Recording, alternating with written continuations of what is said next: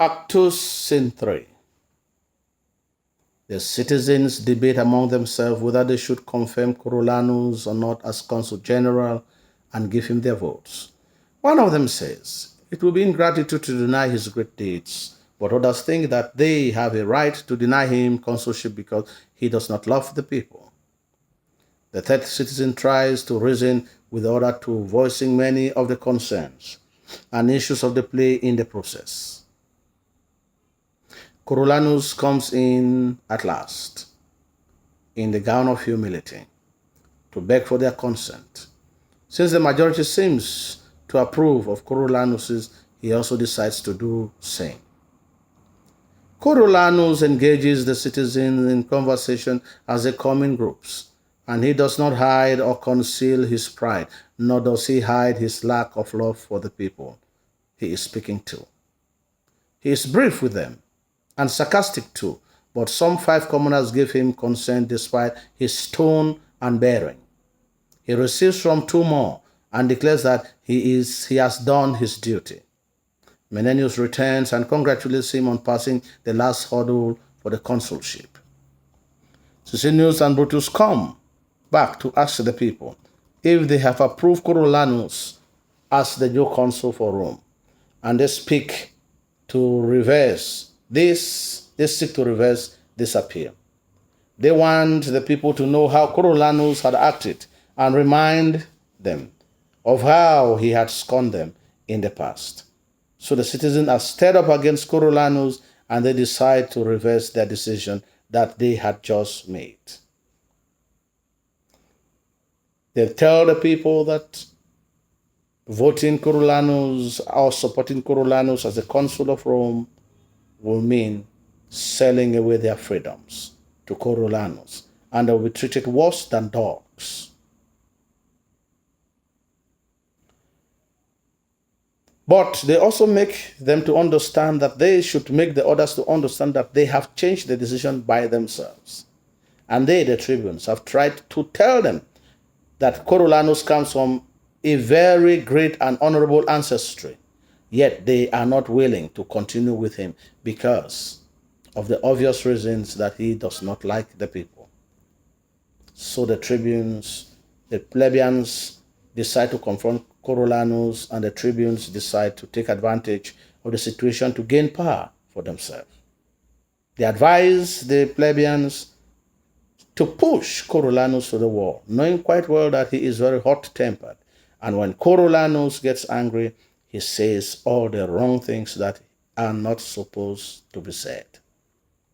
The third citizen in this scene serves as the voice of the conscience among the other citizens who are portrayed as selfish and unwise in their judgment of Coriolanus. They do not have the power to deny Coriolanus, and he says, but it is a power that we can have no power to do.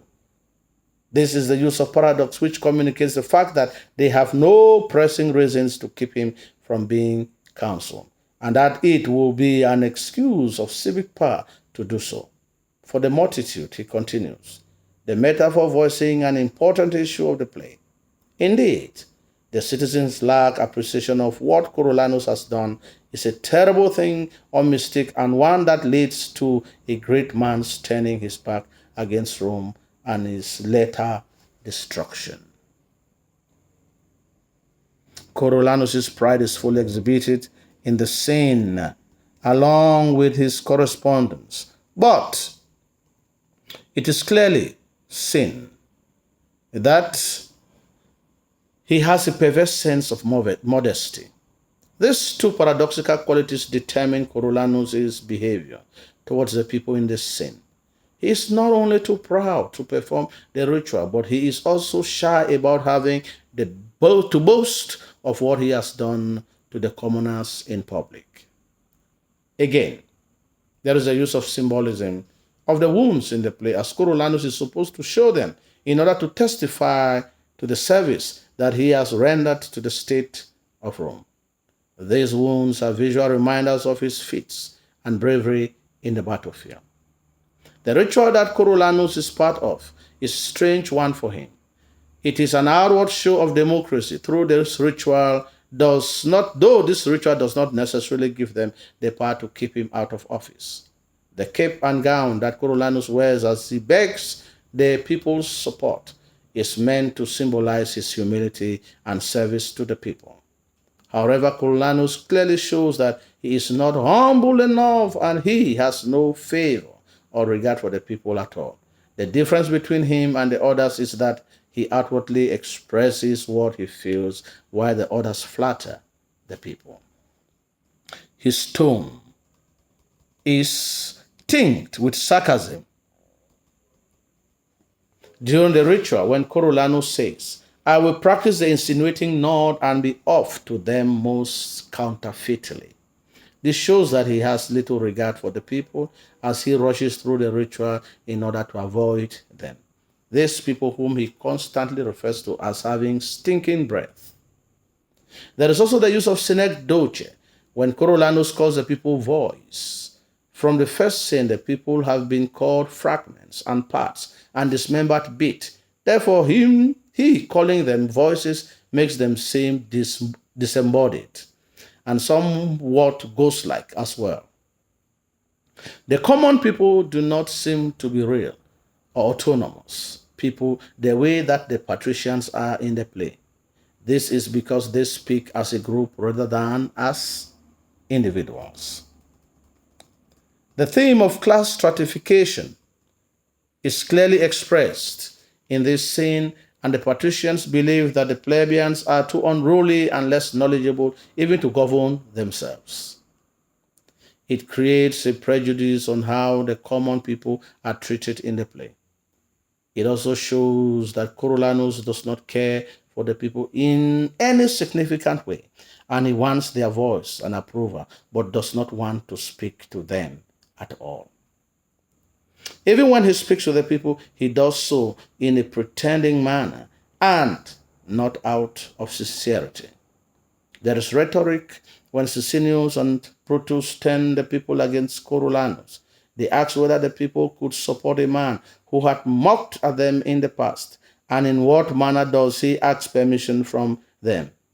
Brutus asks, why had your bodies not hurt among you? To make their approval sound like an act of cowardice on their part. Their tone is disapproving and slightly chilling, as the question is meant to provoke the people to reverse their judgment and feel that this is the right thing to do. The people are manipulated like children and easily convinced by Coriolanus and later on manipulated by the tribunes. They truly show themselves to be fragments, not whole beings with their own autonomous power of thought and judgment. Meanwhile, Brutus and Sicinius do all of this for their desire of power and care little about the well-being of the state or for Coriolanus' worthiness or for the plebeians. There is a patrician-plebeian conflict in the manner in which the tribunes ignore Coriolanus' triumph and concentrate on trivialities. Volumnia is happy that her son is wounded when she says, I thank the gods for it. And she continues, there will be a large cicatrice to show the people when he shall stand in the place. Her delight is the place, which is the office of consulship, signifying her quest for power through her son. Her point of view entails an appalling ruthlessness, and her son is about to accomplish her own ambitions. Volumnia's controlling nature has made her son to be dependent on her as he kneels to her when he returns from battle.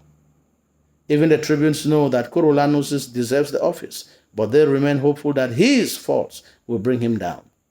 Coriolanus' presence in front of the senators exposes his political weakness as he begs to be spared of the ritual of begging the people. As Volumnia has successfully transformed Coriolanus into a ruthless killing machine and Rome's hero, she hopes to transform him to a great politician too. But this will be impossible because Coriolanus is not meant for this.